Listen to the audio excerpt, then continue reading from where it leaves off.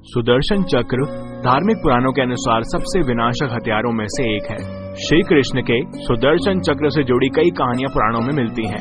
श्री कृष्ण ने पहले सुदर्शन चक्र भगवान विष्णु के पास था। जैसा कि हम सभी जानते हैं कि श्री कृष्ण भगवान विष्णु के 8वें अवतार थे। भगवान विष्णु के पास से यह चक्र श्री कृष्ण के पास पहुंचा था। सुदर्शन चक्र के बारे में भागवत पुराण में वर्णित है कि यह चक्र किसी भी खोई वस्तु को खोज लाने में सक्षम था। वहीं इसे सबसे अधिक विध्वंसक भी माना जाता था, जिसे भगवान श्री कृष्ण द्वारा क्रोधित होने पर दुर्जनों के संहार के लिए उपयोग किया जाता था। लेकिन क्या हुआ जब सुदर्शन चक्र को अपने ऊपर अभिमान हुआ? उन्होंने हनुमान जी को भी रोकने की कोशिश की। क्या परिणाम हुआ, आइए जानते हैं इस वीडियो में। मगर उससे पहले आप हमारे चैनल को सब्सक्राइब जरूर करें और बोले जय बजरंगबली। तो धार्मिक कहानी इस प्रकार थी। एक दिन श्री कृष्ण अपनी द्वारिका में रानी सत्यभामा के साथ सिंहासन पे विराजमान थे और उनके निकट ही गरुण और सुदर्शन चक्र भी उनकी सेवा में विराजमान थे।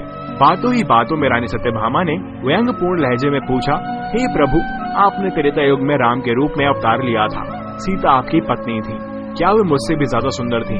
भगवान सत्यभामा की बातों का जवाब देते उससे पहले गरुड़ ने कहा, भगवान, क्या दुनिया में मुझसे भी ज्यादा तेज गति से कोई उड़ सकता है? तभी सुदर्शन से भी रहा नहीं गया और वह भी बोल उठा कि भगवान, मैंने बड़े बड़े युद्धों में आपको विजयश्री दिलवाई है। क्या संसार में मुझसे भी शक्तिशाली कोई है? द्वारकाधीश समझ गए कि तीनों में अभिमान आ गया है, लेकिन प्रभु की लीला तो अद्भुत है। तो श्री कृष्ण मन मन मुस्कुराए ये सोचने लगे कि कैसे इन तीनों के अभिमान को नष्ट किया जाए।